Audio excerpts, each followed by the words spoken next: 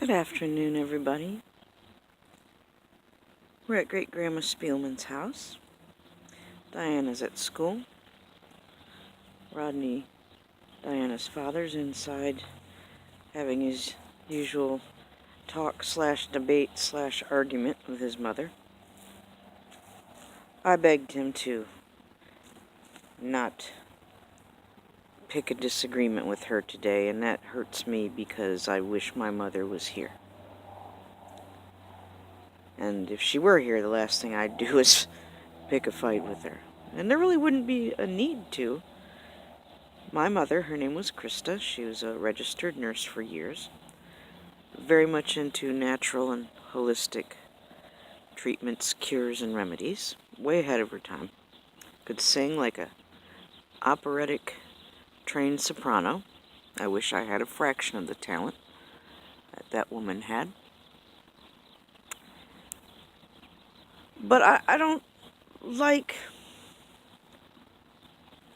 I understand people have disagreements with their parents and whatnot, but it especially rubs me the wrong way when I see parents and children, especially children grown up and old enough to know better, still pick the same old fights, still... And I know it works both ways, you know, there's abusive relationships and parents who are never happy and pick on their kids, and I understand that. But that being said, I'm just talking adult kids who are grown, who know better, who are old enough to know what's important in life, to still go back and dig the same dirt and throw the same crap and pick and dig and just won't leave some things alone and just enjoy the time you have left. Because none of us are promised tomorrow. We're not promised 5 minutes from now. And it just bothers me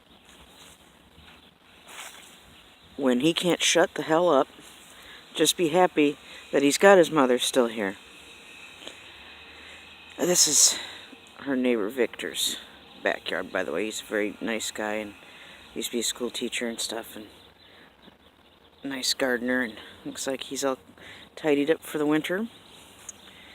He knew Rodney's grandma quite well. Just walking around the yard because I don't want to hear them in there. But, you know, what is all the fighting for? You're not going to change someone's mind by shoving stuff down their throat or in their face. We're all our own individuals. We all have our own points of view. We all walk our life's path ourselves. We can't ask someone to walk it for us. And we can't expect someone to join us just because that's where we're at.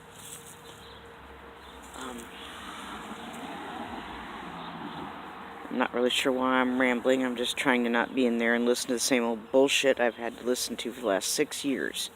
You know, sorry for the language, but jumping Jesus on a pogo stick, I have heard them go round and overtalk each other. Enough! I'm good with that, so. If my mother was here, if my mother was around, she'd be very proud. She was very supportive.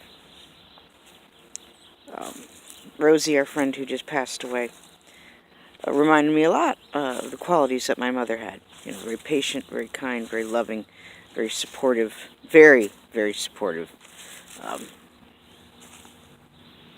Just the exact opposite of what a lot of people end up having in their parents. You know, she would love no matter what I did. She, you know, artistically, musically, creatively, she would be behind it 125-100%. I mean, just uber supportive.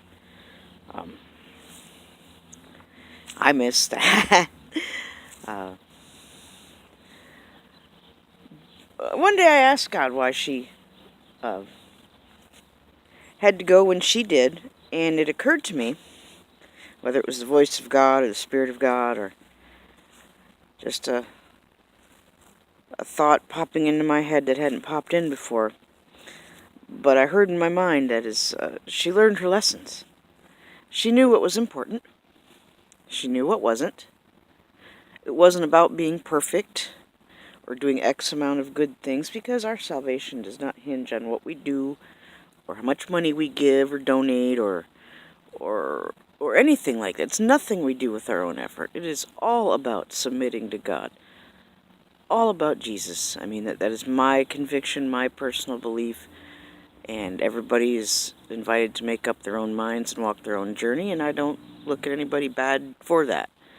I'm just speaking for me, and I'm allowed to. For me, that's what it is, and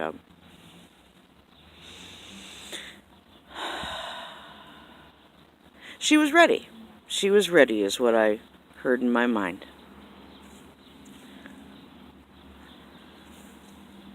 I sure do miss her, though. I don't deny her the rest and joy and peace she certainly has now. I would not ask her to return to the same ailing, sick body that she inhabited while she was while she was here. The same thing for my grandparents, and certainly the same thing for great-grandma Spielman. You know, their bodies were dying. Our bodies were meant to do that. But it doesn't make us love them or miss them any less, now does it?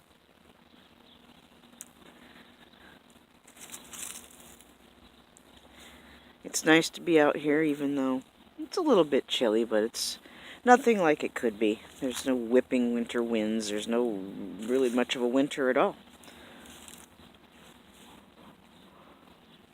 That's fine. I'm from Michigan originally, and I've seen all the snow and felt all the winter winds and ice storms, and I'm good on all that.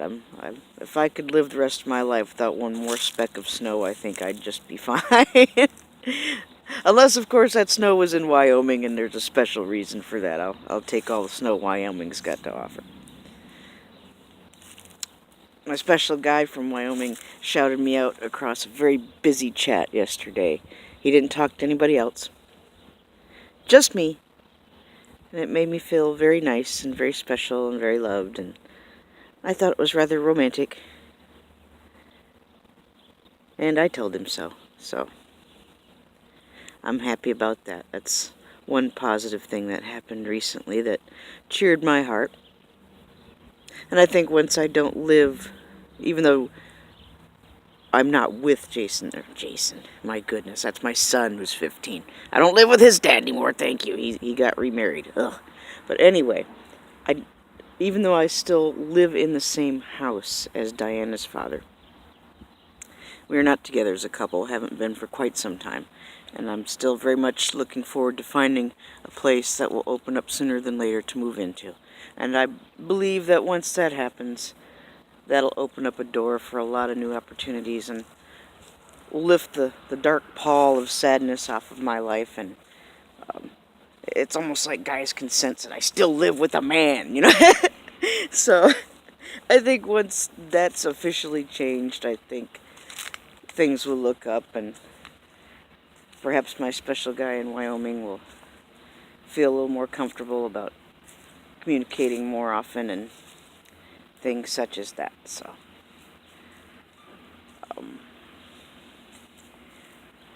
something I've thought about doing since the recent changes of losing our Rosey and everybody just taking it very, very hard and trying our best to move on and to do right by her and honoring her memory and getting along. I know it's one of my personal goals to try and reach out to as many bottom of YouTubers and just people in general, but especially the bottom of YouTube community that I've come to know and love and enjoy. I'm glad to be a part of. I'm originally branching out from Omar Gosh and James the Fam. James, my dude. I came upon the YouTube scene as a supporter and mod for James. I mod for both of his channels. He inspired me so much because of being legally blind and just going for it, you know, God bless him. But I branched out from people from that and branched more into, I call them my Woovian cousins. And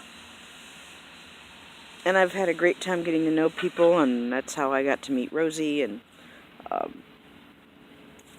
you know, I was actually afraid to meet Mark Jones for quite some time. God bless Sherry, who tried for months to get me to go see Mr. Jones, and I wouldn't. And I wouldn't because I was afraid. I was intimidated. I hadn't gotten my art supplies out of storage yet. They'd been in storage for years. I had dust on my things. And God bless Mark. God used him to help get me back into art and painting and actually doing it. So that's why I love my moo-moo. My mother would have called him moo-moo. In case anybody wonders, that's why I call him moo-moo. My mother would have called him that. I know it. I'm rambling on and on. But one of the best ways I can honor Rosie's memory, and as well as my mother and my grandparents and Grandma Spielman, is just to reach out to people, reach out in love. Don't judge, lest you want to be judged. Treat people how you want to be treated. If somebody wants to take a big shit on you, just go the other way. Don't feed into it. Don't give them attention for it. Because even people who want to get under your skin or get a reaction from you, they just want attention and love just like everybody else. It's really not that hard to figure out. It's just negative attention's a little easier to come by than positive. It takes more work to be nice and loving than it does to say something mean, snarky, hateful. Bunch of BS that's just for shock value and attention. So I opt to not give people like that the attention, and I'm still willing to reach out to people who have behaved that way in the past and just do it with an olive branch and instead of a stun gun or whatever, I'm trying not to be on the defensive so much. I need to be a little more patient, and I need to work on my interpersonal relations like that. When you come from an abusive relationship, an abusive past, family, what have you, you kind of get on the defensive after a while, and you're always looking for an edge or an angle or an attack coming from somewhere. It just, you get treated like that for such a long time, it just happens. That's normal. So I'm trying to come down off that, and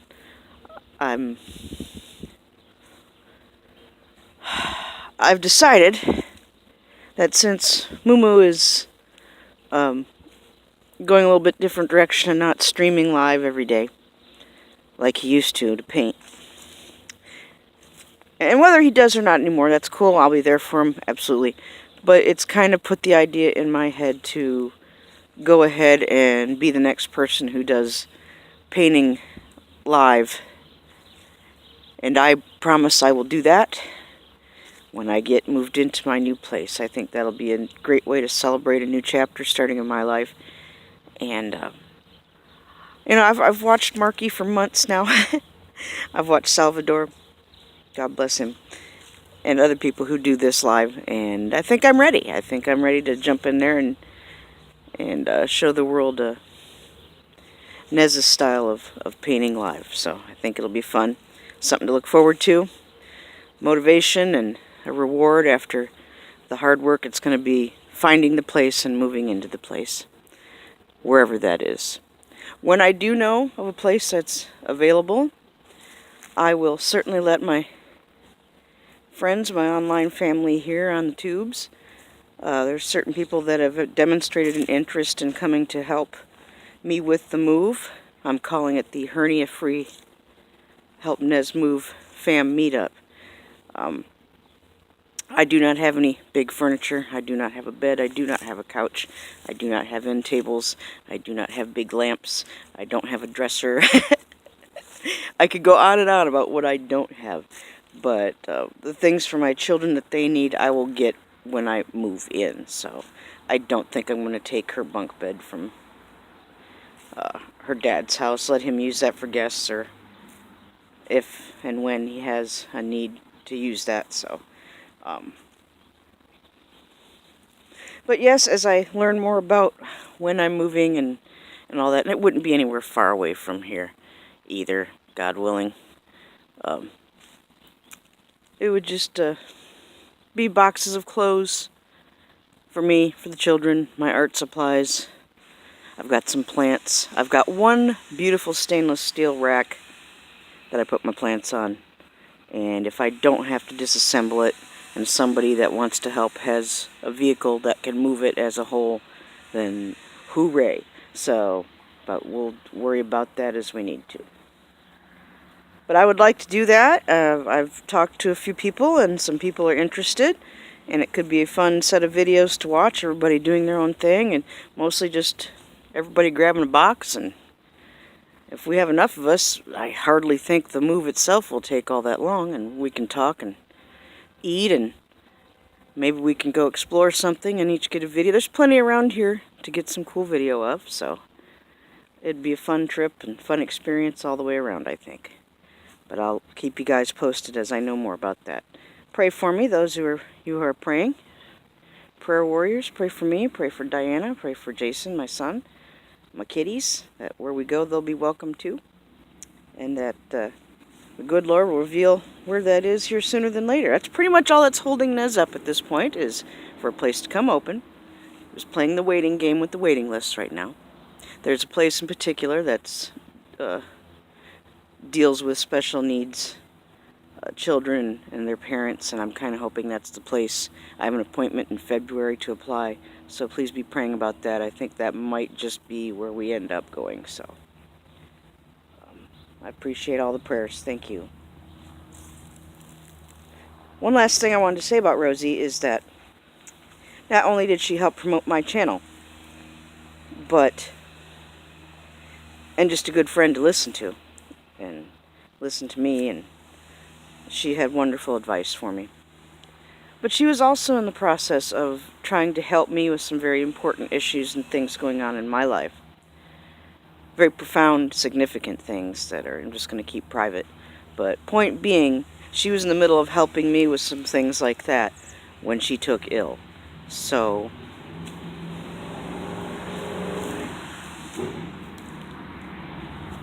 ridiculous as it may seem, I do carry a bit of guilt around with me that I was the one she was trying to help when she got sick. So I'm a spiritual person. I believe very much she was attacked because she was trying to help make something happen that, quite honestly, the devil didn't want to happen. So whatever you think of that, I don't know. It's everybody's free will and choice to believe what you want. Personally, that's how I feel.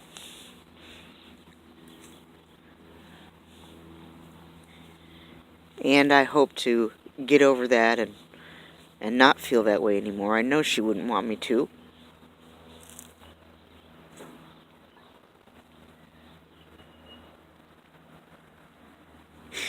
But that doesn't change how I feel today.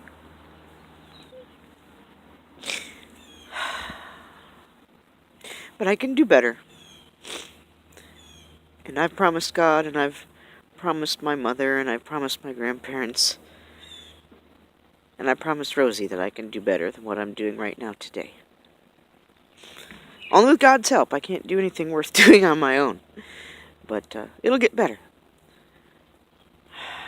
I'm so sorry, Rosey. I felt like I helped contribute to your illness, and it's going to take me a while to get over that. So on the plus side, I'm moved and inspired to just keep reaching out to people the way she did, and I'd like very much to be the kind of person that can talk to anybody rather than just not talk to people. Everyone has a soul worth saving.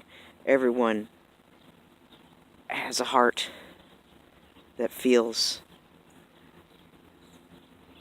And everyone has a story. So not one of us are perfect, and all of us have a right to at least be and say things to each other. We don't have the right to be abusive and hateful and act criminally and violently or threateningly.